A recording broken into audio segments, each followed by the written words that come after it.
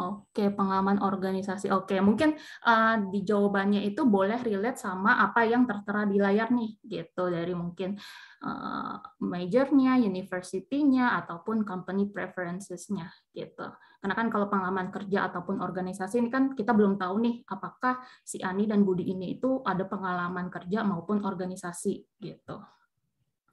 Oke, preferensi perusahaan, pengalaman magang. Oke, thank you nih Sobat Kerja yang udah jawab. Nah, ini mungkin aku akan next. Nah, ini dia yang perlu diperhatikan. Kenapa dua orang ini berbeda? Nah, ini kita bahas satu-satu ya. Pertama dari Ani. Kenapa di sini aku highlight untuk company preferences-nya? Nah, mungkin kalau kita lihat teman-teman tahu gitu ya, kalau biasanya orang atau fresh graduate dari lulusan accounting, kecenderungan mereka itu pasti mengincar Big Four ataupun KAP gitu. Nah, ini karena kebanyakan fresh graduate pasti ngincarnya seperti itu, yang pasti persaingan pun menjadi lebih ketat karena kebanyakan fresh graduate juga mengincar company-company yang sama gitu. Jadi tentunya itu yang harus menjadi hal yang kita perhatikan. Nah, kalau untuk Budi, kenapa aku di sini highlight-nya lebih ke major? Karena dia jurusan teknik mesin. Mungkin kalau seperti yang kita ketahui nih, kalau misalkan kita bandingkan antara jurusan Budi dan Ani. Nah, untuk jurusan akunting ini, misalkan nih si Ani nggak keterima di Big Four ataupun KAP ini. Nah, bisa jadi dia bisa mungkin melamar di company lain, karena company-company lain tentunya pasti butuh dong seorang akunting. Company lain pasti butuh dong mungkin misalkan finance gitu. Sedangkan belum tentu semua company itu butuh seorang dengan lulusan teknik mesin gitu. Makanya karena major dari teknik mesin ini lebih spesifik, pekerjaan yang bisa diambil juga mungkin lebih terbatas, maka dari itu major ini juga perlu diperhatikan gitu. Nah, next nih juga ada contoh kasus yang lain nih. Nah, ini ada fresh graduate bernama Candy yang jurusannya ekonomi. Nah, cuman dia lulusan dari salah satu universitas yang tidak terlalu terkenal di daerah Sumatera. Dan company preferensi dia sendiri adalah korporat maupun startup. Yang kedua, nah ini Daniel. Daniel ini sama nih seperti Budi, jurusan teknik mesin juga, tapi dia lulusannya sendiri dari small university di Sumatera dengan tadi company preferences-nya sendiri sama untuk kontraktor dan otomotif. Nah, mungkin kalau dari teman-teman nih berdasarkan analisa yang tadi, kira-kira kalau untuk dua kasus ini kira-kira apa nih yang mungkin perlu diperhatikan dari si Candy dan juga Daniel ini? Oke, mungkin boleh dijawab di kolom chat. Oke, dari majornya. Major, oke. Oke, beberapa jawab major ya. Oh, ada yang jawab asal universitas. Oke. Nah, ini mungkin aku next. Nah, betul sekali ini tadi ada yang jawab asal universitas dan juga major. Nah, kenapa nih kita perlu memperhatikan asal universitas juga, terutama mungkin untuk Candy dan Daniel gitu ya. Nah, kita nggak bisa mungkirin nih bahwa di zaman sekarang beberapa company, aku nggak bilang semua company gitu ya, tapi beberapa company itu juga menjadikan asal universitas, asal sekolah itu sebagai salah satu persyaratan dari tahap screening mereka nih, gitu. Jadi nggak semua sih, tapi memang beberapa perusahaan menganggap oh mungkin mau nyari employee yang lulusannya dari universitas besar aja atau misalkan dari universitas terkenal aja gitu. Nah makanya penting banget nih bagi kita untuk melist down juga gimana sih keadaan kita sekarang gitu. Nah, ini untuk contoh kasusnya Daniel. Dia udah lulusan dari universitas yang mungkin nggak terlalu terkenal di Sumatera, jurusannya pun teknik mesin, yang dimana tadi mungkin job ataupun lowongan kesempatan sebagai teknik mesin ini juga lebih terbatas dibandingkan sama Candy yang jurusan ekonomi gitu. Nah, ini hal-hal yang mungkin kita harus perhatikan juga. Dan gimana sih cara kita bisa tahu? Tentunya dengan kita harus tahu dulu nih kondisi dari kita sendiri gitu. Oke, thank you nih rekan kerja semua yang sudah bantu ngejawab juga. Nah, sebelumnya mungkin aku mau kenalin diri juga nih sebelum masuk ke materi. Jadi aku sendiri merupakan lulusan dari Universitas Tarumanegara di tahun 2018 dengan jurusan Bachelor of Psychology. Nah, untuk working experiences-nya sendiri, kebetulan aku sudah bergelut di dunia HR ini sekitar 3 tahun, kurang lebih, dan memang mostly itu di dunia startup ya. Itu sampai akhirnya di tahun 2020 aku join di Cakap, awalnya sebagai HR MGA, dan kemudian di tahun ini I got promoted sebagai People Operations Supervisor. Nah, untuk di Cakap sendiri, dengan jabatan sekarang, aku membantu di part recruitment, employer branding, people and culture, dan juga data and analytics. Gitu. Oke, nah ini kita mulai masuk ke materinya. Nah, mungkin nih bagi teman-teman semua masih agak bingung gitu ya, apa sih bedanya hiring dan juga rekrutmen? Nah, kalau hiring ini, itu lebih fokus kita itu lebih ke filling up the role. Jadi kalau misalkan untuk hiring ini bisa jadi kita hiring suatu posisi itu karena kita harus mencari replacement bagi karyawan yang resign, maupun misalkan penambahan manpower di suatu struktur organisasi, ataupun misalkan bisnis yang di-expand. Bisa jadi bisnisnya mau misalkan buka di daerah lain, atau misalkan di luar negeri juga. Gitu. Sedangkan kalau untuk rekrutmen sendiri adalah proses di mana kita meng-attract top talents yang ada. Nah, jadi misalkan nih seorang rekruter biasanya mungkin platform yang sering dimainkan itu adalah LinkedIn ya salah satunya.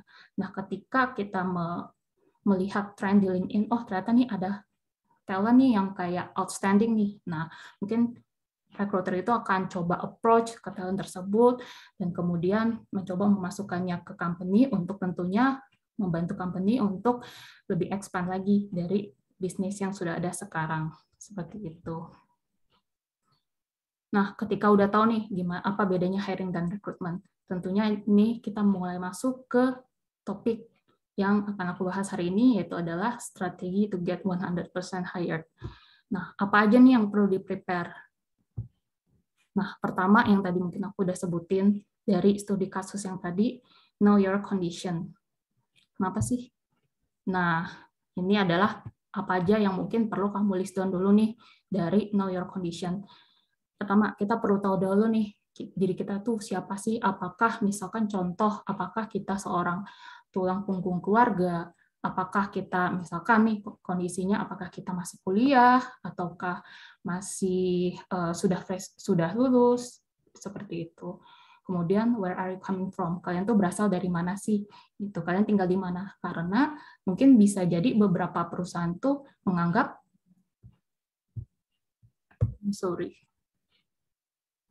karena bisa jadi beberapa perusahaan tuh menganggap tempat kalian tinggal tuh penting loh. Misalkan company-nya menerapkan sistem, kalau sekarang kan mungkin beberapa company sudah WFH gitu ya, ada yang WFH, ada yang sudah balik ke WFO.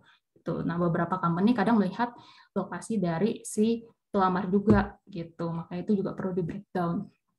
Kemudian jurusan kalian apa, kemudian kalian tadi jurusan kuliahnya ada di mana, kemudian industri preferensi kalian seperti apa, kemudian target company kalian seperti apa, pasti kalian punya dong kayak perusahaan impian di mana kalian pengen melamar di sana gitu. Nah, itu boleh banget juga nih di list down apa aja company target kalian.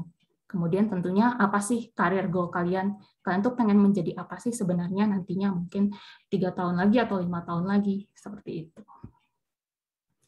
Nah, mungkin ini kenapa sih mengetahui kondisi kalian itu penting?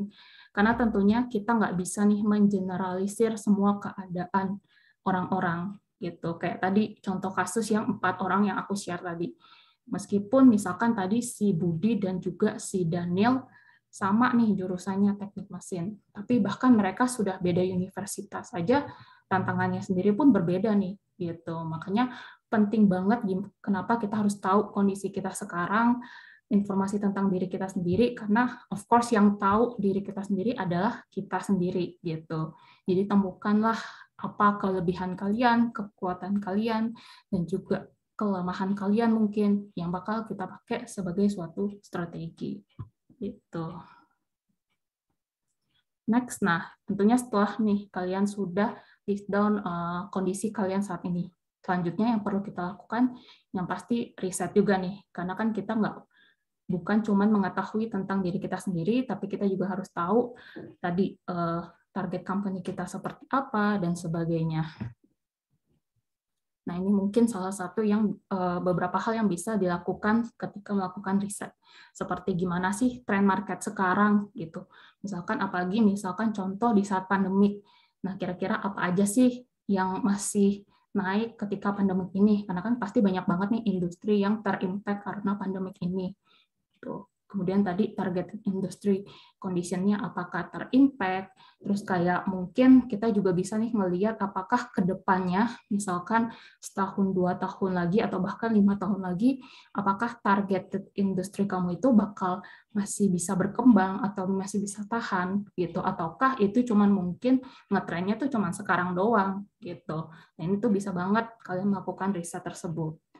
Kemudian tentunya dari tadi list targeted company kalian, apa aja sih mungkin strength dan weakness-nya sendiri. Kemudian ketika dibandingin sama kompetitor tuh bedanya apa sih gitu. Kemudian tentunya perlu tahu juga nih produk dan service mereka apa yang mereka jual seperti itu. Kemudian gimana cara melamar kerja di sana, apakah by email, by website atau job platform, dan juga kalian boleh banget untuk mencari tahu key people di sana. Nah, ini untuk yang ini mungkin nanti aku juga akan sharing kenapa salah satunya penting juga nih untuk kalian mencari tahu key people di perusahaan tersebut. Sama tentunya apa sih business goals mereka gitu. Nah, ini kenapa sih penting untuk melakukan riset? Nah, of course, kita nggak bisa memungkiri nih, kalau misalkan dalam mencari kerja, kita kan bersaing nih dengan para fresh graduate lainnya. Nah, itu tentunya kalau kita ingin menang dalam persaingan, jadi kita harus tahu dulu nih, gimana musuh kita, gimana arenanya, seperti itu.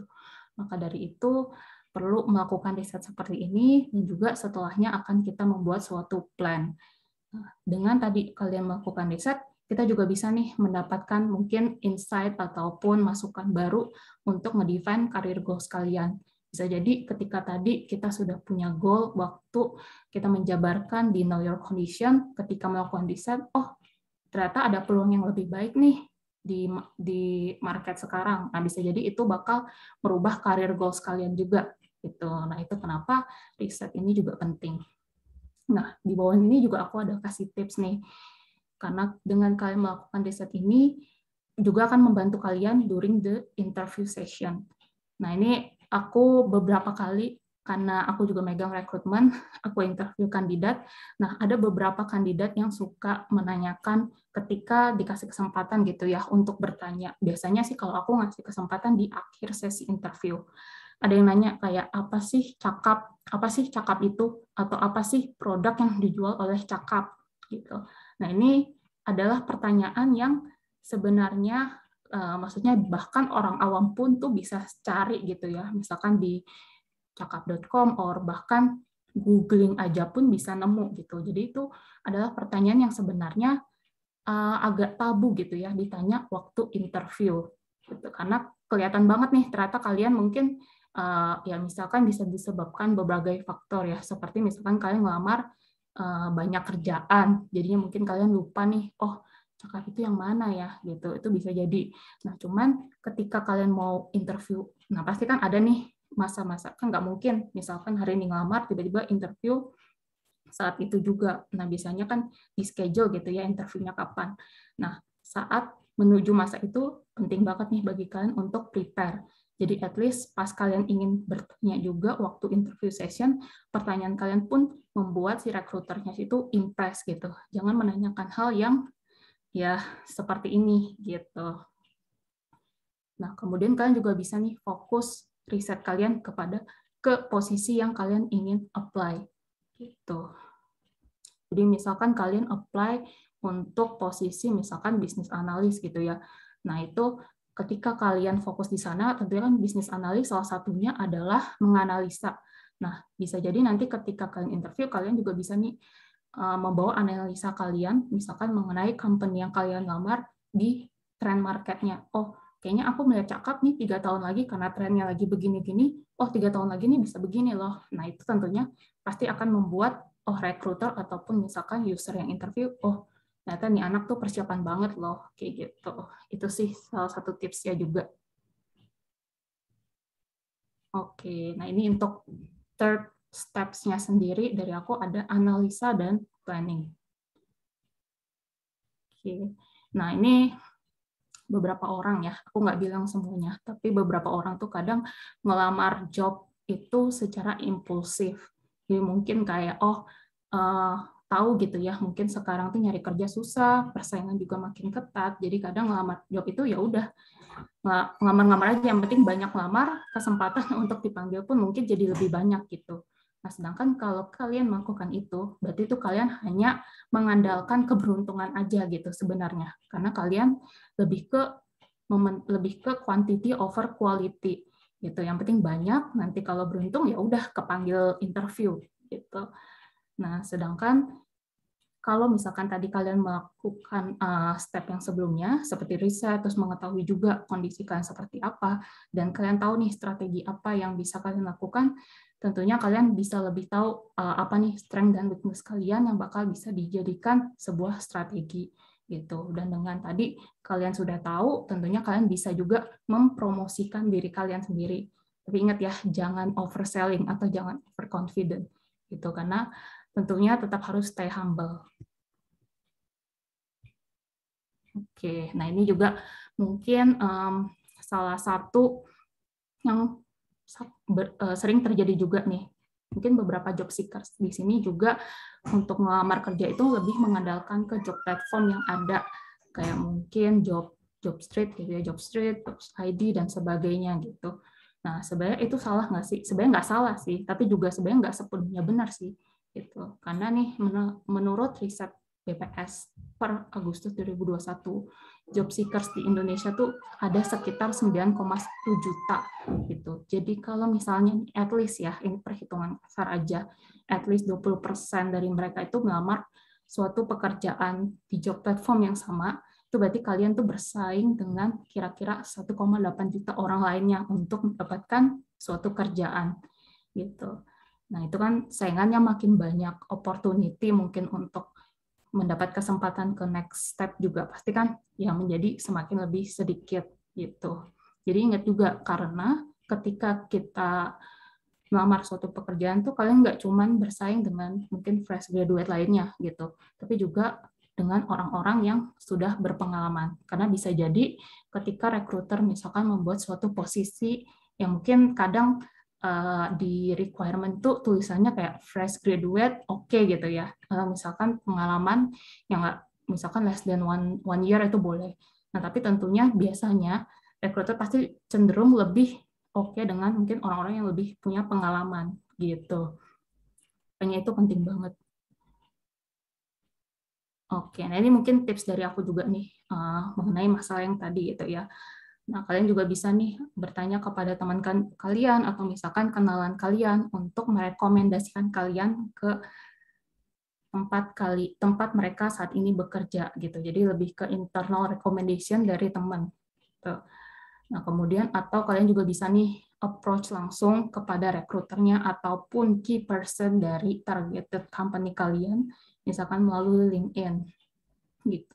Nah, ini kenapa pentingnya tadi untuk mengetahui key person dari suatu perusahaan, karena bisa jadi kalian ketika kalian tahu, kalian bisa coba nih untuk approach secara personal by LinkedIn, tapi personalnya ada batasnya juga ya, maksudnya secara profesional. Nah, siapa tahu dengan kalian build the relationship, bisa juga nih kayak, oh di sana ada lowongan nggak ya, gitu. Jadi masuk pelan-pelan dari sana. Itu yang terakhir, buat para fresh graduate juga bisa nih untuk apply dulu sebagai intern ataupun sebagai manajemen trainee. Oke. Nah, kalau misalkan yang tadi 3 step tadi udah nih, apalagi sih yang perlu dilakukan? Yang keempat itu adalah prepare your ammunition. Nah, ini untuk para job seeker, untuk ammunition-nya sendiri yang pasti resume, portofolio, juga ya LinkedIn profile gitu. Nah, untuk ketiga hal ini bisa jadi kalian juga boleh nih meminta bantuan teman kalian atau mungkin dosen atau misalkan expert yang bisa membantu mereview resume kalian gitu. Nah, tapi other than resume, portfolio, dan juga LinkedIn profile, kalian juga perlu untuk mental preparation nih gitu. Jadi ketika misalkan nanti kalian lolos, misalkan masuk ke tahap selanjutnya, biasanya tahap interview, kalian sudah siap juga, yaitu perlu ya tentunya percaya diri, being proaktif, dan juga open minded.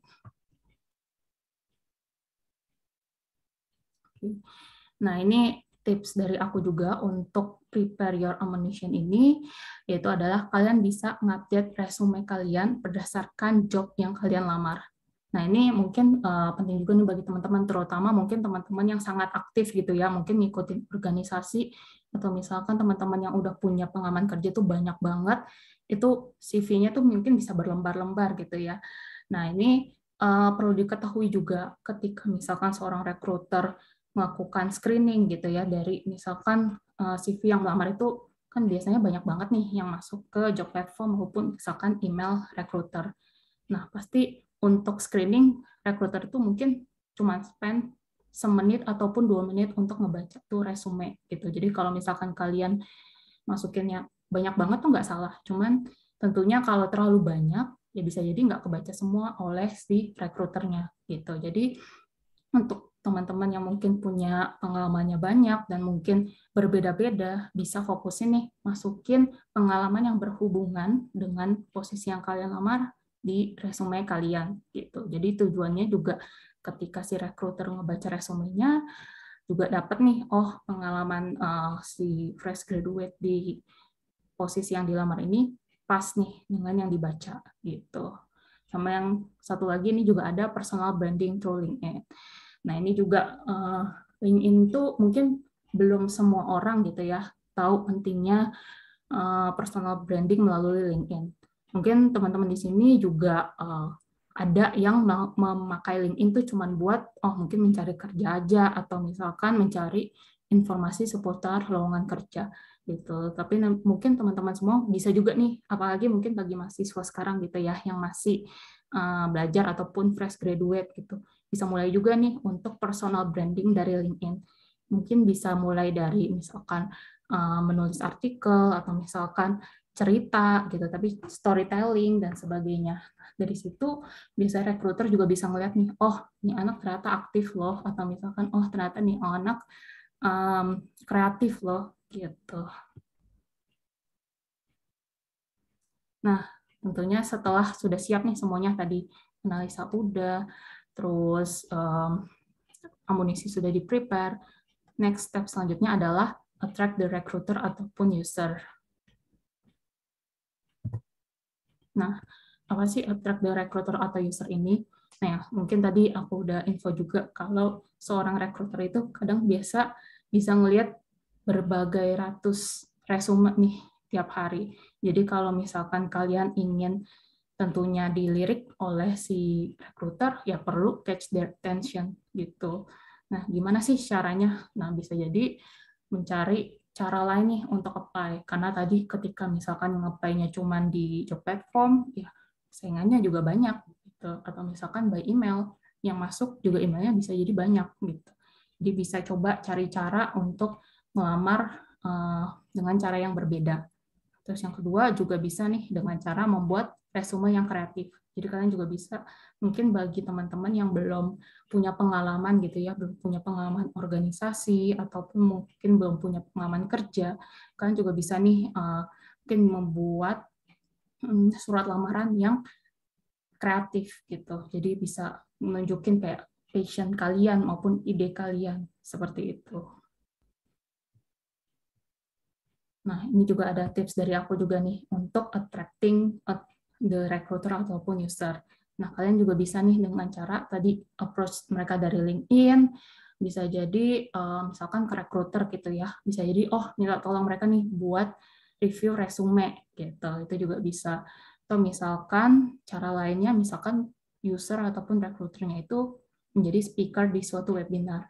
Ini juga bisa nih caranya, misalkan memberikan komen ataupun feedback mengenai hasil dari webinar mereka tadi gitu. Ini sebenarnya salah satu cara yang pernah aku lakuin sih sebelumnya, makanya, dan itu cukup efektif, makanya aku juga menyarankan kalian untuk mencoba cara tersebut gitu. Nah, next, nah ini mungkin salah satu hal yang kita semua juga perlu ketahui nih, yaitu adalah learn from rejection. Nah, semakin banyak kalian ngelamar, tentu semakin banyak juga rejection yang mungkin akan kalian dapatkan gitu ya dari perusahaan tempat kalian melamar. Nah, ini kan untuk rejection sendiri adalah satu hal yang sangat sangat wajar di dalam suatu persaingan gitu. Jadi mungkin kalau dari kalian sendiri boleh banget nih sebenarnya nanya kepada rekruternya sendiri kenapa mereka mereject kalian gitu. Terutama mungkin ketika kalian sudah sampai di tahap yang sudah lebih maju gitu ya, seperti misalkan sudah sampai HR interview ataupun sudah sampai user interview gitu. Nah, di sini juga banyak nih beberapa teman-teman yang ketika di reject itu mungkin kayak menyalahkan diri sendiri. Nah, sebenarnya kalau misalkan menyalahkan diri sendiri sebenarnya itu bukan jadi hal yang benar gitu. Karena bisa jadi ketika kalian di reject itu alasannya tuh bukan karena kalian. Bisa jadi memang ya kalian nggak berjodoh aja gitu di sana atau mungkin belum saatnya bekerja di sana ataupun misalkan posisinya itu udah ditutup gitu.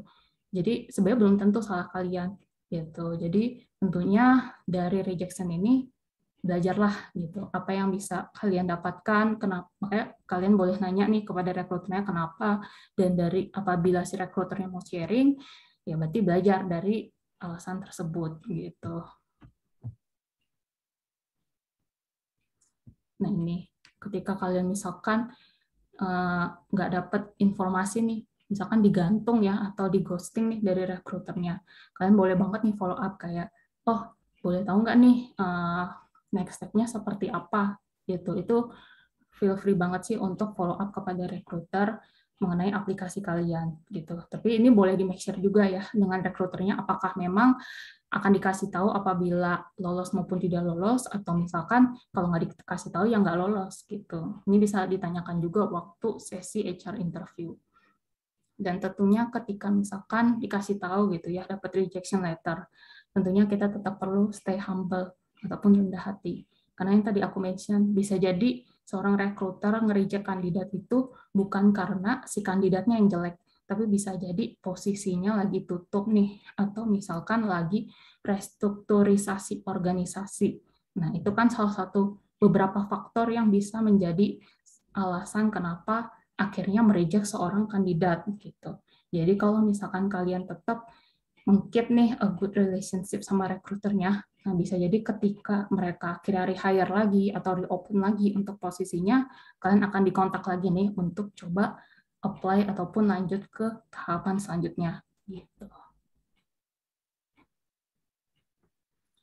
Nah, ini mungkin bagi teman-teman yang belum tahu apa aja sih common steps of a hiring process di suatu company. Nah, ini mungkin bisa jadi berbeda-beda ya untuk masing-masing company. Nah, ini mungkin aku akan sharing beberapa yang common di suatu company. Seperti yang pertama, setelah screening tentunya akan ada HR interview. Nah, biasanya kalau lolos bakal ada technical test. Nah, ini technical test ini bisa jadi ada di tengah-tengah sebelum user interview ataupun setelah user interview gitu. Ini mungkin posisinya aja yang bisa jadi berbeda.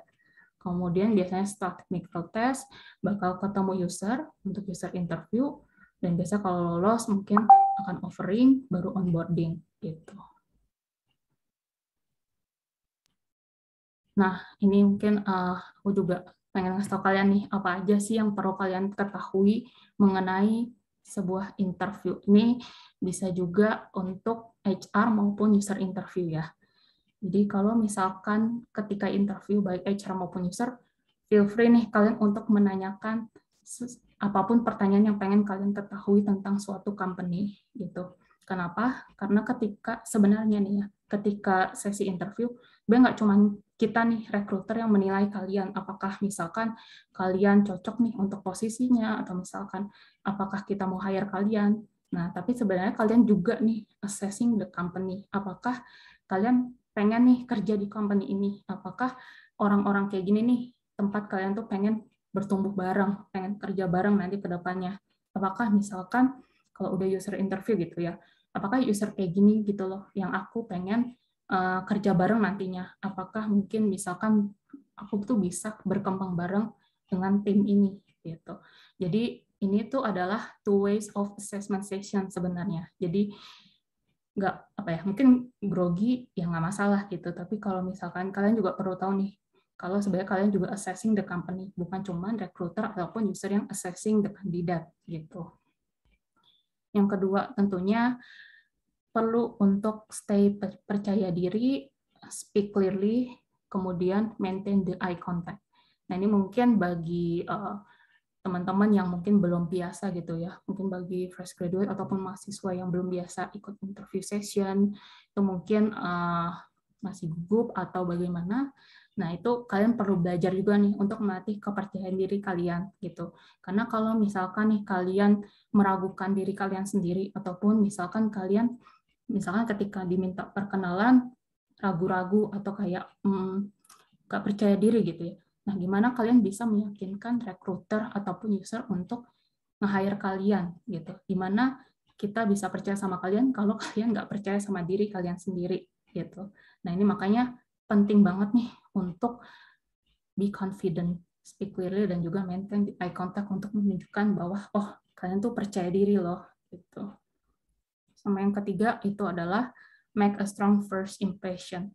Nah ini nggak bisa dipungkiri juga karena ini juga udah by riset menunjukkan bahwa biasanya tuh orang tuh cuman butuh sekitar 7 detik untuk memberikan first good impression gitu.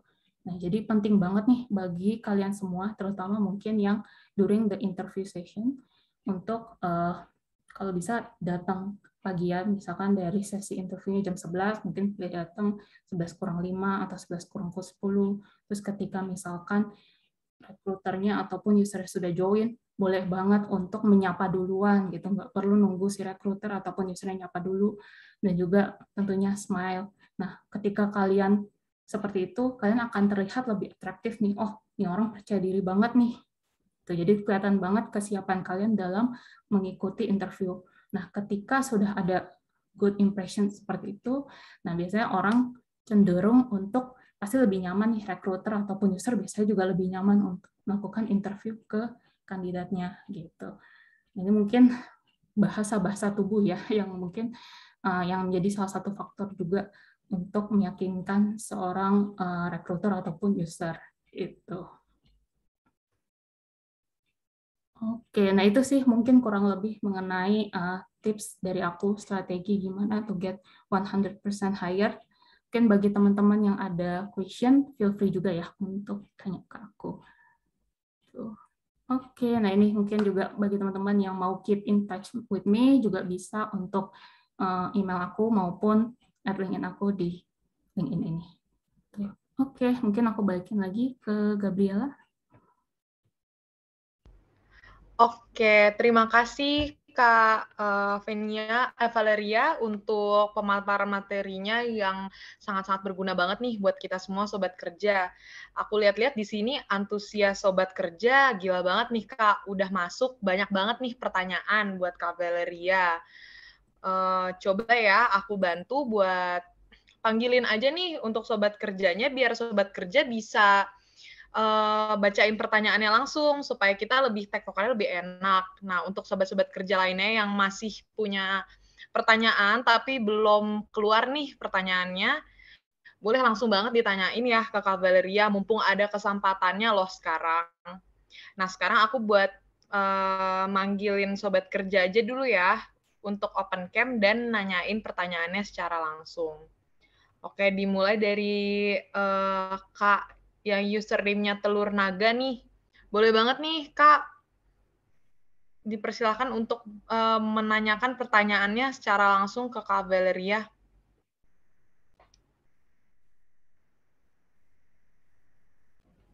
Oke, karena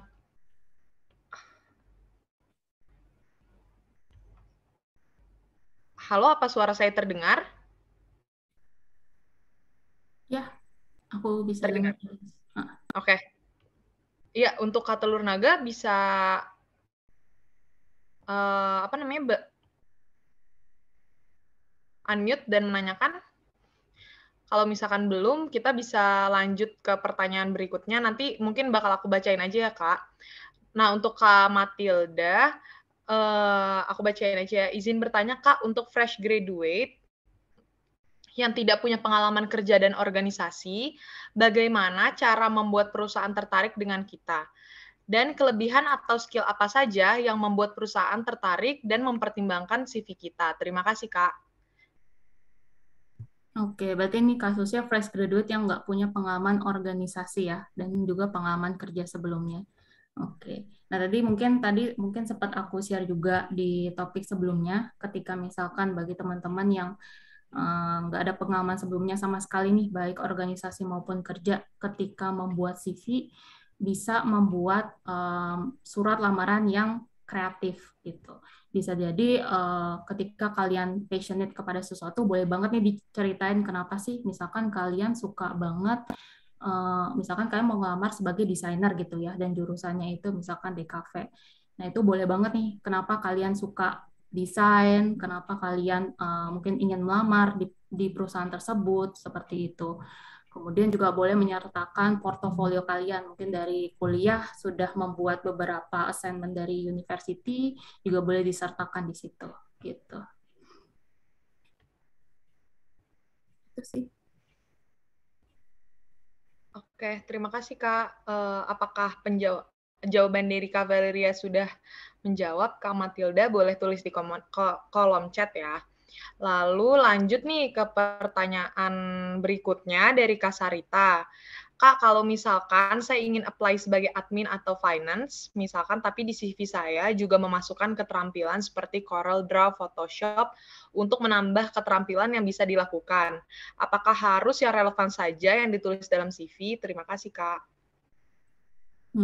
Oke. Nah, ini biasanya sebenarnya tergantung sih dari preferensi company-nya sendiri. Kadang mungkin beberapa perusahaan, mungkin kalau misalkan contoh aku gitu ya, biasanya kalau misalkan posisinya tersebut memang, oh mungkin kalau misalkan dia ada pengalaman Corel Draw lebih baik gitu, itu bisa jadi menambah nilai jual juga nih.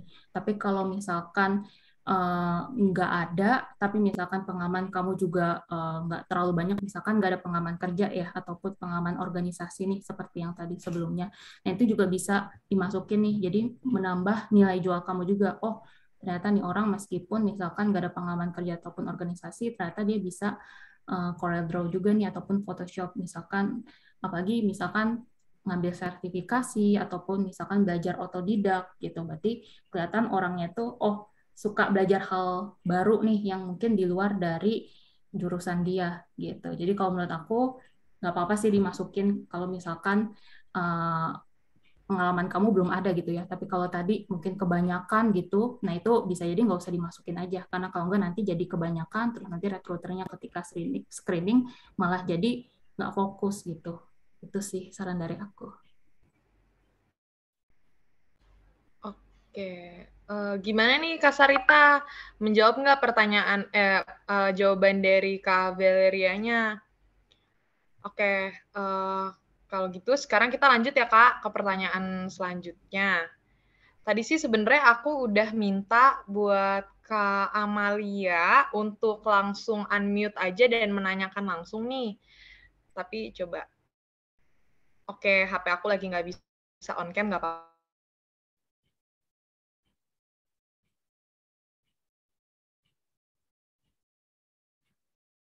Nggak apa-apa Kak, nggak usah on cam. At least.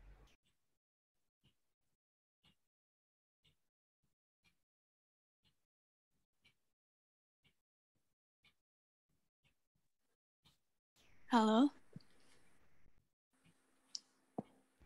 Iya, sudah terdengar Kak. Oke. Halo Kak, maaf nggak bisa on cam. Makasih atas waktunya. Jadi aku mau nanya, kalau misalnya kita lamar di sebuah perusahaan di posisi A, terus kemudian sudah ada informasi bahwa kita ditolak, dan kemudian kita lihat lagi ada lowongan kerjaan di perusahaan yang sama dengan posisi yang berbeda, apakah oke kalau kita ngelamar untuk posisi B, atau apakah nanti HR akan bakal mikir kalau kita ini clean plan atau kayak nggak jelas karena kita sebelumnya ngelamar di posisi A kemudian ngelamar di posisi B juga. Menurut kakak tanggapannya gimana? Terima kasih. Oke, ini boleh langsung dijawab aja? Oke, thank you tadi Amalia ya untuk pertanyaannya. Nah, mungkin ini mau bantu jawab juga kalau misalkan tadi melamar di perusahaan A, di reject, terus melamar lagi di posisi yang berbeda, apakah boleh? Sebenarnya tergantung posisinya juga sih, apakah posisinya itu masih relevan atau enggak. Karena kan kadang, sebenarnya aku juga beberapa kali nemuin ada seorang pelamar gitu ya, yang udah ditolak di posisi A, ngelamar juga di posisi-posisi lain. Dan yang bikin mungkin yang perlu diwaspadai juga nih, karena posisi-posisi lain yang dilamar ini tuh sebenarnya nggak ada hubungannya dengan background-nya dia gitu. Jadi terkesan yang penting dinotis dulu nih sama rekruternya gitu. Nah kalau misalkan case-nya seperti itu, nah itu bisa jadi kalau dari sisi aku sih kayak, jadi nih kandidat tuh sebenarnya maunya apa gitu, karena kan ngelamarnya banyak banget dan di posisi-posisi yang nggak relevan, entar ngelamar di sebagai sales, entar ada juga ngelamar jadi teknologi position gitu, yang dimana itu kan nggak nyambung sama sekali gitu, sedangkan misalkan background dia itu lebih ke salesnya, tapi ternyata di posisi salesnya itu nggak sesuai, dia akhirnya ngelamar di posisi lain yang justru makin nggak sesuai lagi gitu. Nah kalau untuk posisi yang kayak gitu tentunya dari recruiter bakal, kalau aku sih cenderung kayak ini orang tuh mau ngapain gitu, kok ngelamarnya banyak banget, terus di posisi yang nggak relevan gitu. Nah tapi kalau misalkan posisinya masih relevan, nah itu mungkin balik lagi nih alasan rejectnya itu kenapa. Nah itulah kenapa penting juga bagi kita kalau misalkan di reject, kita cari tahu nih alasannya kenapa. Mungkin beberapa recruiter ada yang mau sharing, oh misalkan di reject karena hal ini gitu. Mungkin beberapa nggak mau sharing. Nah tapi kalau misalkan di sharing, terus kita tahu misalkan tadi di rejectnya, oh karena posisinya sedang close nih. Nah ketika kalian ngelamar lagi tuh pasti feel free banget gitu. Biasanya recruiternya pun, kalau aku sih kalau misalkan memang posisinya close terus buka lagi, biasanya aku cenderung akan ngontek orang itu dulu nih ketika posisinya buka lagi gitu. Nah, jadi perlu dicari tahu dulu waktu itu di rejectnya karena apa. Kalau misalkan memang belum fit dan di posisi B ini ternyata lebih fit sama background kamu, kalau menurutku sih nggak masalah untuk dicoba lagi gitu. Itu sih semoga menjawab ya Amalia.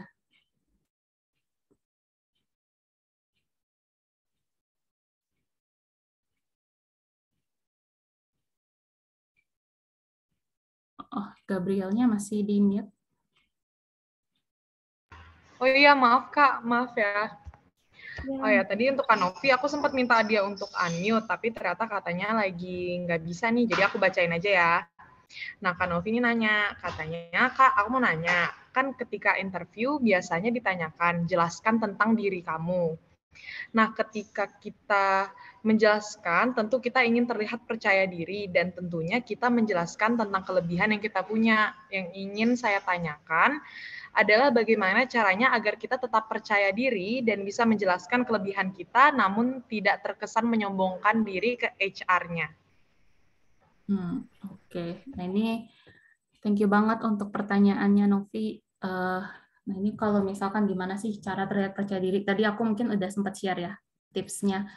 Tentunya bisa come earlier di interview session-nya, terus ketika recruiter atau interviewer sudah join bisa nyapa duluan, keep on smiling gitu. Itu biasanya ketika recruiter ataupun user ngelihat hal kayak gitu, kita pasti cenderung kayak, oh ini orang orangnya ternyata friendly banget nih, atau misalnya orangnya oh kelihatan percaya diri banget nih, siap banget nih untuk interview. Nah itu mungkin early stage untuk bisa memulai kepercayaan diri tersebut gitu. Nah kalau misalkan ketika masuk di stage perkenalan diri, gimana sih caranya tetap kelihatan confident? Tentunya ya mungkin perlu latihan juga nih. Jangan sampai nanti ketika interview suruh perkenalan diri kayak jawabnya mungkin ya jadi aku ya kayak kelihatan bingung gitu mau ngomong apa. Nah ini kan kalian mungkin bisa jadi ketika fresh graduate ataupun job seeker gitu ya, kan pasti bisa jadi melamar di beberapa pekerjaan dan bisa jadi di-invite untuk beberapa kali interview gitu. Nah tentunya kalian bisa nih untuk belajar juga ketika nanti misalkan interview, kalian bakal jelasin ke diri kalian itu seperti apa. Bisa juga latihan nih dengan teman kalian atau misalkan dengan keluarga kalian. Kayak, oh misalkan mereka jadi interviewernya, kamu yang jadi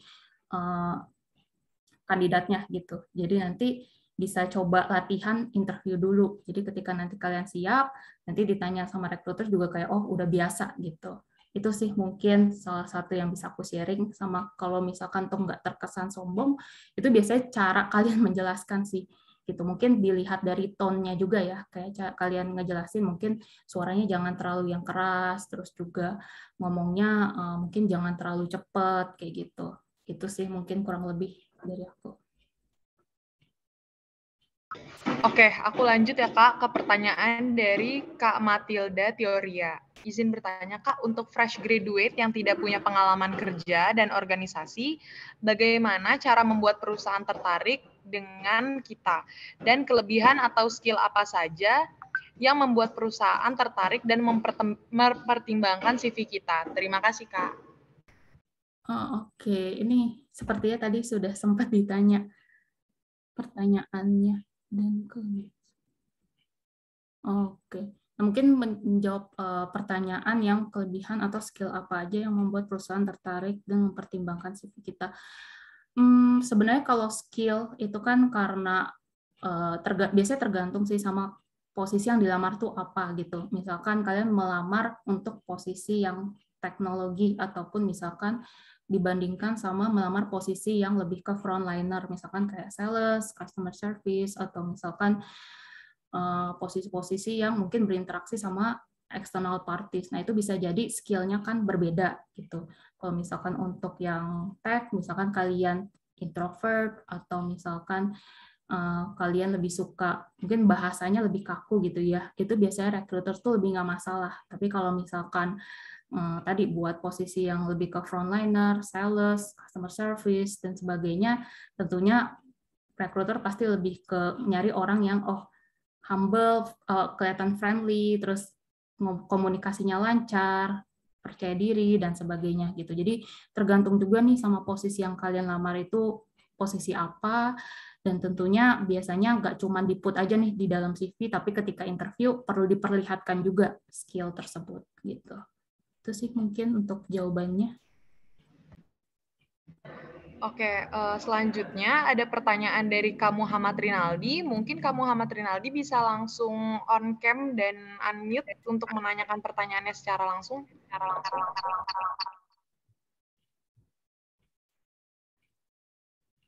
Oke, selamat sore. Mau tanya nih, untuk tips yang merasa pas kuliahnya salah jurusan gitu. Dan kebanyakan anak teknik yang tadi sampai itu kerjanya hanya di situ-situ saja. Ruang interview itu ya, misalkan saya teknik sipil. Dari awal saya udah ngerasa kok kayaknya saya salah jurusan gitu. Harusnya saya di arsitektur tapi kok di sini gitu.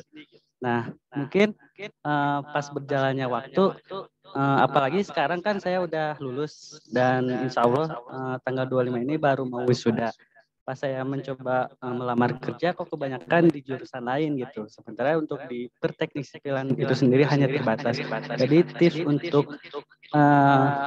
untuk orang yang merasa salah jurusan dan atau dari misalkan dari beda jurusan nih pengen ke jurusan lain untuk mengembangkan karirnya seperti apa gitu. Terima kasih. Oke, thank you banget nih Muhammad Rinaldi ya atas questions-nya juga. Nih juga thank you banget berdasarkan pengalaman pribadi banget gitu. Oke, nah ini mungkin kalau misalkan dari aku nih, tentunya salah satu hal yang perlu dipastikan juga adalah pastiin dulu itu beneran passion kamu atau bukan gitu. Karena kan seperti yang kamu mention juga nih, ketika kamu ngambil jurusan, tadi kan sebelumnya teknik sipil gitu ya. Nah, itu kan dulu mungkin sebelum ngambil jurusan tersebut kan ada beberapa pertimbangan juga nih, sehingga akhirnya terakhir ngambil jurusan itu. Nah, kemudian sekarang setelah lulus, ternyata lebih tertariknya di arsitek. Nah, perlu di make sure juga nih, apakah benar kamu tuh lebih tertariknya di arsitek, atau misalkan ternyata ya cuman karena, misalkan teman-teman banyak yang ngambil arsitek nih, atau misalkan, kayaknya lowongan lebih banyak arsitektur nih, gitu. Atau misalkan, kayaknya menarik nih, tapi bisa jadi ya sesaat aja gitu, bukan berarti kayak mau emang karir goals-nya tuh di sana. Jadi itu perlu dipastiin dulu apakah memang arsitektur ini adalah bidang yang emang kamu pengen dalami gitu untuk kedepannya juga, nggak cuma di sekarang. Nah, kalau misalkan ternyata udah tahu nih, kayaknya emang iya nih arsitektur lah jalanku gitu yang aku pilih gitu. Nah tentunya ketika kita udah tahu nih dan udah yakin dengan pilihan kita, itu kita pasti bakal give our best di hal tersebut gitu. Nah mungkin kalau misalkan dari kamu karena arsitektur ini kan juga salah satu yang spesifik gitu ya, mungkin teknik untuk menjadi seorang arsitek tuh nggak kayak sembarang orang, mungkin orang dari jurusan itu bisa di sana. Nah itu bisa cari tahu juga kayak oh mungkin technical skill apa aja sih yang diperluin untuk arsitektur ini. Nah ketika udah tahu bisa juga nih nyari misalkan ikut pelatihan atau misalkan ikut sertifikasi gitu yang bisa menunjang kamu di bagian arsitektur tersebut gitu. Bisa juga mulai ngembangin portofolio juga ya, karena kan arsitektur biasanya ada portofolionya juga gitu. Nah, ketika udah itu semua, nanti tentunya ketika kamu juga udah siap, tadi portofolio udah ada, ngikutin tadi sertifikasi maupun training, nah ketika nanti ngelamar kerja juga pasti kelihatan lebih siap gitu, dan karena kamu juga udah tahu nih, oh I wanna be an architect gitu loh, karir goals aku itu gitu. Nah itu juga kamu akan lebih kelihatan percaya diri sih, karena kamu juga udah tahu, oh gue tuh benar-benar pengen jadi seorang arsitek meskipun jurusannya itu teknik sipil gitu. Itu sih mungkin saran dari aku, semoga membantu ya. Terima kasih untuk jawaban. Oke, sama-sama. Oke, terima kasih Kak. Selanjutnya ada pertanyaan dari Kak Shalom Abigail. Kak Shalom bisa langsung unmute aja. Ya, halo Kak. Saya mau bertanya, misal pas waktu wawancara, HR atau usernya itu tiba-tiba diem gitu Kak.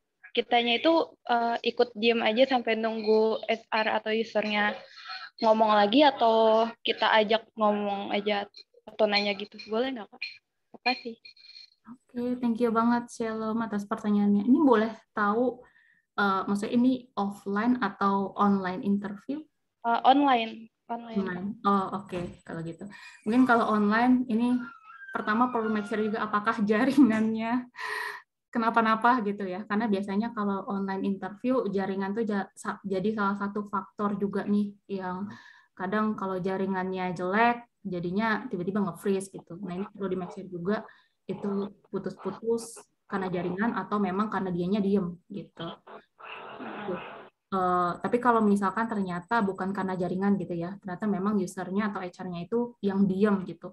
Nah itu kalau saran dariku sih feel free banget untuk follow up gitu, karena bisa jadi antara mungkin mereka mikir gitu ya mau nanya apa, atau misalkan memang ya mungkin delay suaranya gitu. Jadi mastiin tuh nggak masalah gitu, tapi mungkin dikasih jeda waktu aja. Misalkan kalau mereka diamnya udah lebih misalkan dari 10 atau 15 detik, nah itu feel free untuk follow up. Tapi kalau misalkan baru kayak 5 detik atau 7 detik, bisa jadi kan tadi mereka mungkin mikir nih, oh selanjutnya mau nanya apa ya gitu. Jadi kalau di follow up nanti kayak terkesan kita nggak sabaran gitu. Jadi kasih waktu aja berapa detik. Kalau udah dari situ feel free untuk follow up, karena siapa tahu tadi emang jaringannya yang putus.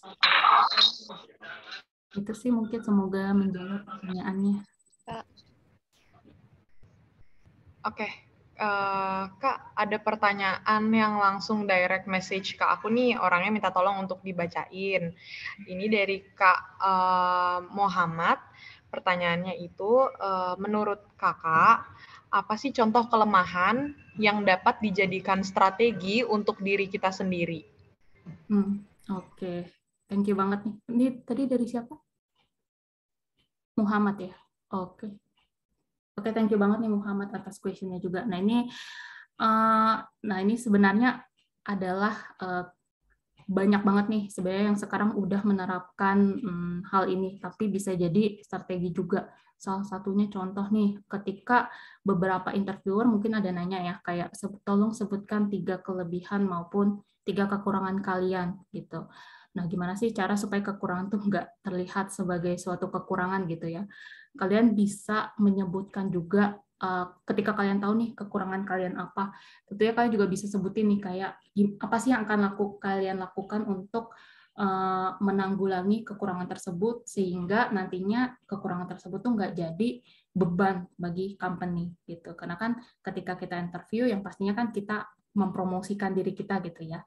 Nah, ketika kita tahu nih kita ada kekurangan, apa sih yang bisa kita lakukan untuk mengovercome kekurangan tersebut. Misalkan contohnya nih, kita orangnya mungkin pelupa gitu, atau kurang teliti. Nah, tentunya strateginya gimana? Ya, misalkan membuat catatan supaya nggak lupa, atau misalkan kalau kurang teliti, ya berarti double check lagi nih kerjaan sebelum misalkan disubmit ke user ataupun ke atasan gitu. Jadi ketika kalian tahu kekurangan kalian, tentu kalian juga harus mengimbanginya dengan apa yang kalian lakukan untuk mencegah kekurangan tersebut, memberikan mungkin beban bagi company gitu. Itu sih mungkin saran dari aku. Oke, terima kasih Kak. Selanjutnya ada pertanyaan dari Kak Clara Sitinjak, yaitu bagaimana sih Kak caranya untuk menumbuhkan rasa percaya diri untuk menjawab pertanyaan HR di mana posisi kita itu sebenarnya masih fresh graduate? Oke. Thank you banget nih untuk pertanyaannya. Sebenarnya kalau kepercayaan diri itu biasanya balik ke masing-masing orang ya, karena bisa jadi yang pasti kelihatan biasanya dari kepercayaan diri itu biasanya dari cara ngomong sih. Tentunya ketika misalkan kalian sudah siap ketika melakukan interview, biasanya tuh kalian pasti ngomongnya juga kelihatan lebih lancar, ngomongnya lebih lancar, terus juga biasanya kepercayaan diri itu muncul ketika kalian tuh lebih siap gitu. Jadi yang pasti mungkin hal pertama yang bakal aku share tentunya kesiapan tersebut sih. Karena kadang bisa jadi nih kalian siap gitu ya, tapi yang tadi aku bilang salah satu contohnya ketika misalkan rekruternya mempersilahkan kandidat untuk bertanya. Yang ditanya mungkin bingung kali ya, nggak nyangka bakal dikasih kesempatan buat nanya. Yang ditanya malah, oh cakap itu apa? Kayak cakap tuh produknya ada apa aja sih gitu. Itu kan pertanyaan yang sebenarnya, oh mungkin bingung mau nanya apa. Mending kalau saran aku sih mending gak usah tanya aja gitu daripada menanyakan hal yang sebenarnya itu membuat kalian tuh terlihat tidak prepare gitu. Jadi tentunya ketika kalian sudah prepare, itu biasanya kalian juga pasti akan lebih percaya diri untuk hadir di interviewnya gitu. Itu yang pertama. Kedua juga yang pastinya ketika kalian lebih passion nih, ketika tadi kalian udah tahu passion kalian, oh misalkan kalian ngelamar menjadi sales gitu ya, karena memang kalian suka komunikasi, suka target gitu, target oriented dan sebagainya. Kalian ketika misalkan menceritakan kenapa sih suka gitu ya sebagai sales, nah itu kan pasti kalian lebih happy gitu ngejelasinnya, oh karena gini gini gini. Nah itu juga secara nggak langsung tuh sebenarnya menunjukin kalau kalian tuh percaya diri banget loh gitu. Jadi ketika kalian juga udah tahu passion kalian, sukanya kalian di mana, nah itu juga sebenarnya menambah tingkat kepercayaan diri kalian gitu. Itu sih mungkin jawaban dari aku. Oke, terima kasih Kak. Ini ada masuk lagi nih direct message ke aku dari Kak panelis, katanya, Kak, aku ini untuk mahasiswa baru, lulusan baru yang masih fresh graduate, belum berpengalaman, adakah kiat khusus untuk menghadapi interview dalam era digital? Dan apakah media sosial mempengaruhi kualitas pribadi seseorang? Apalagi zaman sekarang dicek sosial media kita ya, Kak. Oke. Nah, itu benar banget sih. Karena sekarang, as you know juga, interview juga sekarang bahkan mungkin beberapa kantor gitu ya, yang mungkin sudah offline juga, kadang beberapa interviewnya pun masih dijadikan online gitu. Karena salah satunya mungkin karena awalnya efek pandemik, tapi makin ke sini juga kelihatan mungkin lebih efektif doing it online gitu. Nah, sosmed itu penting banget to be honest, karena beberapa perusahaan besar sekarang juga ngelihat nih, mungkin biasanya sih paling sering itu dari LinkedIn-nya gitu. Makanya kenapa tadi aku juga put salah satu strateginya sendiri, yaitu adalah personal branding melalui LinkedIn. Tapi kalau misalkan dijelasin secara detail mungkin bakal jadi satu topik sendiri gitu ya. Tapi memang penting banget nih untuk personal branding through LinkedIn. Karena nggak sedikit juga nih, mungkin bagi teman-teman di sini yang ada pengalaman gitu ya, itu mungkin beberapa kali di-approach juga nih oleh recruiter by LinkedIn gitu. Nah ini juga mungkin pengalaman pribadi aku juga sempat beberapa kali di approach orang by LinkedIn karena memang penting juga, recruiter itu juga pasti mainan sehari-harinya itu adalah LinkedIn gitu. Jadi penting banget untuk update di sosial media terutama LinkedIn, terus juga perlu merhatiin kata-katanya juga nih, ataupun gimana kalian aktif di sana. Kayak contohnya misalkan kalian nge-like suatu posting, itu tuh sebenarnya bisa kelihatan loh di timeline orang yang menjadi teman kalian gitu. Ini nggak tahu sih, mungkin teman-teman juga udah sadar gitu ya. Jadi dari kita nge-like postingan orang, kita komen postingan orang, itu bahkan bisa kelihatan juga nih oleh teman network kita. Nah, itu makanya juga penting banget untuk kita hati-hati ketika misalkan mau komen ataupun like postingan di LinkedIn gitu. Itu salah satunya. Kalau misalkan untuk Instagram, sebenarnya mungkin beberapa udah ada yang masuk ke sana juga, ada yang istilahnya nge-stalk juga lah Instagramnya, tapi belum semuanya juga sih, karena biasanya lebih ke LinkedIn-nya gitu, karena kan LinkedIn memang dipakai untuk secara profesional ya, sedangkan kalau misalkan untuk Instagram saat ini masih lebih ke personal use gitu. Mungkin itu sih, semoga menjawab ya pertanyaannya. Oke, terima kasih Kak. Sekarang ada lagi nih pertanyaan dari yang ID-nya namanya Telur Naga. Dia minta aku buat bacain pertanyaannya. Pertanyaannya adalah, bagaimana pendapat Kakak kalau kerja tapi dikontrak di outsource? Itu yang pertama Kak. Lalu dia juga bertanya, ketika kita sudah memulai assess the company, pilih-pilih company, apakah masih ada yang namanya loyalitas dan gimana pandangan Kakak tentang loyalitas?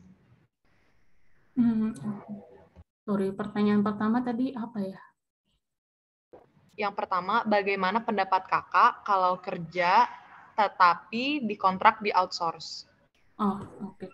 Kalau misalkan untuk itu sebenarnya pilihan masing-masing sih gitu. Kalau misalkan kerja di outsource maupun langsung in-house ya, itu sebenarnya pilihan dari masing-masing kalian gitu. Karena kan tentunya ketika kalian di offer di suatu company gitu ya, baik outsource maupun in-house, kan kalian ada hak untuk menolak ataupun menerima. Jadi kalau misalkan dari aku sih sebenarnya tergantung kalian gitu. Tapi kalau misalkan ditanya kayak apakah itu mempengaruhi misalkan dari pengalaman kalian itu apakah mempengaruhi ketika nanti kalian melamar di pekerjaan yang lain. Nah, itu kalau misalkan sebenarnya tergantung dari company-nya juga sih, apakah memang hal itu yang dilihat oleh company. Tapi biasanya kalau background-nya sesuai, misalkan nih kerja di outsource jadi customer service, kemudian melamar di perusahaan in-house jadi customer service juga.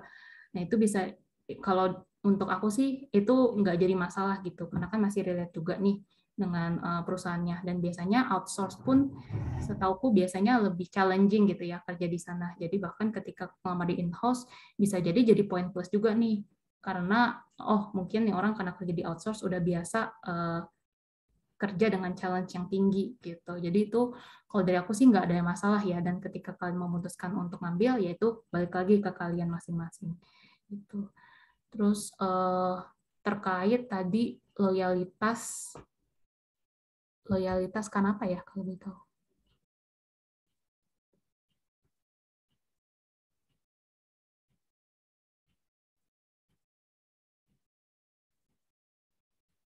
Halo? Selanjutnya Kak, ada pertanyaan lagi nih dari Kak Novi Destiani. Langsung direct message ke aku, katanya Kak mau nanya lagi.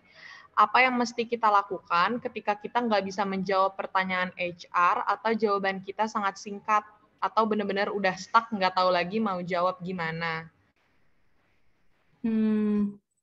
Oke. Kalau misalkan udah nggak tahu mau jawab lagi atau gimana, ya udah jawab seadanya aja. Karena kalau misalkan kalian misalkan nih kalian ditanya suatu pertanyaan yang kalian nggak tahu nih jawabannya, atau misalkan ya itu biasa tergantung sih apakah rekruternya nanya pertanyaan tersebut karena memang pertanyaan tersebut ada di listnya, atau misalkan dari hasil probing dari apa yang kalian jelaskan. Kalau misalkan memang biasanya dari probing, ya jawab sejujurnya aja. Kalaupun itu ternyata singkat dan seadanya, ya nggak masalah gitu, karena kan berdasarkan fakta yang ada. Karena biasanya kalau misalkan kalian jawabnya panjang tapi ternyata terkesan mengada-ngada, itu kalau rekruternya tahu bisa jadi serangan balik gitu. Jadi mending ya jawab seadanya tapi benar gitu. Itu sih mungkin saran dari aku.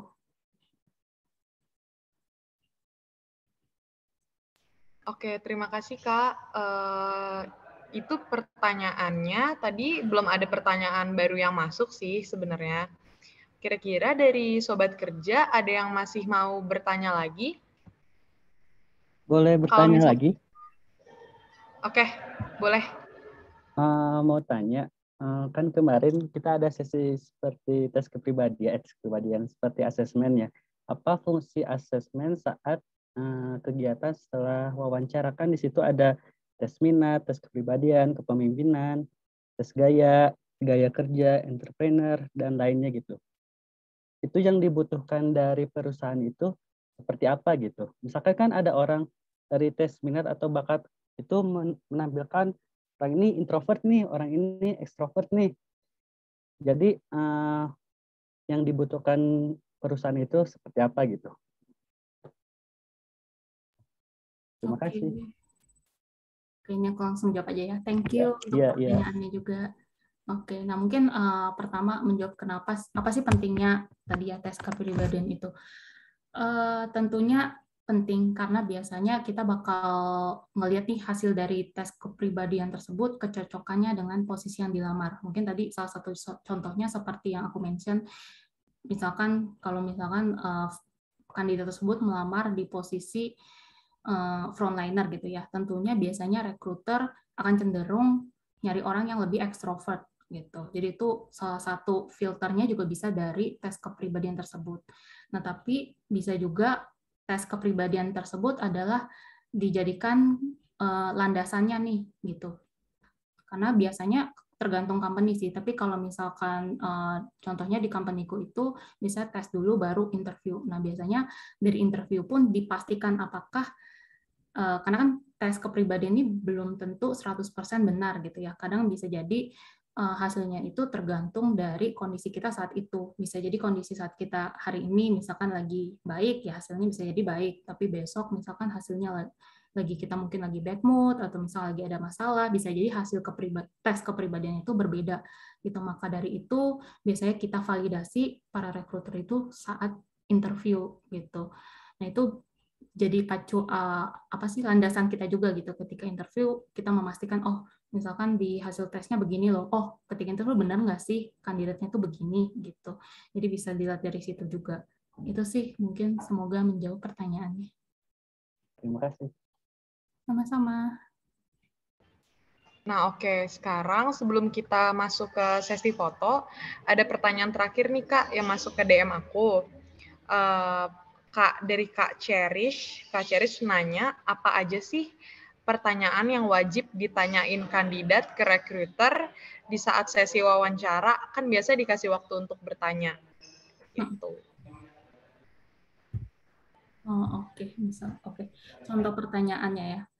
Sebenarnya itu tergantung dari kalian. Cuman kalau misalkan pertanyaannya sendiri bisa jadi misalkan gimana sih culture dari company-nya gitu. Karena kan tadi selain kalian yang di-assess oleh recruiter ataupun interviewernya, juga kalian meng-assess nih company-nya sendiri, apakah kalian mau kerja di sana gitu. Apakah kalian bisa berkembang di sana. Bisa jadi nanya kayak culture timnya seperti apa, terus misalkan jumlah timnya ada berapa di tempat kalian, misalkan nih yang kalian cari itu, aku pengen kerja karena pengen belajar dari seorang mentor. Nah itu bisa tanya juga, di sana itu strukturnya seperti apa sih? Apakah aku akan jadi single fighter ataukah akan kerja dalam tim? Gitu. Itu juga bisa nanya seberapa besar sih timnya gitu. Jadi tergantung tujuan kalian juga kenapa melamar di company itu. Jadi dari tujuan kalian tersebut bisa di breakdown nih, kayak apa aja pertanyaan yang bisa ditanya, kayak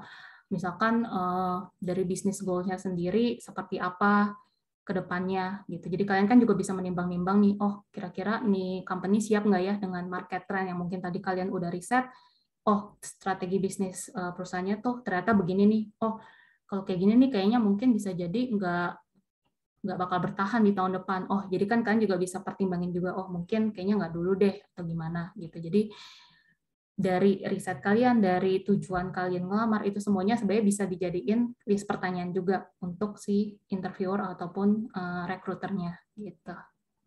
Sih mungkin dari aku. Oke, terima kasih Kak. Itu penutupan untuk sesi Q&A kita pada hari ini. Untuk teman-teman yang masih punya pertanyaan, mungkin bisa ditanyakan di webinar-webinar dan kesempatan lainnya ya teman-teman, karena berhubung dengan durasi kita nih yang sebentar lagi selesai. Oke, kalau gitu sekarang kita masuk ke sesi foto ya. Aku minta tolong untuk teman-teman on cam sebentar ya, untuk di screenshot oleh operator. Operator minta bantuannya ya untuk meng-screenshot webinar kita. Teman-teman jangan lupa untuk nyalain kameranya yang bisa. Untuk kenang-kenangan nih, sore hari ini kita pernah ngadain webinar bersama dengan Cakap. Oke, ada 3 slide. Per slide aku hitung sampai 3 ya.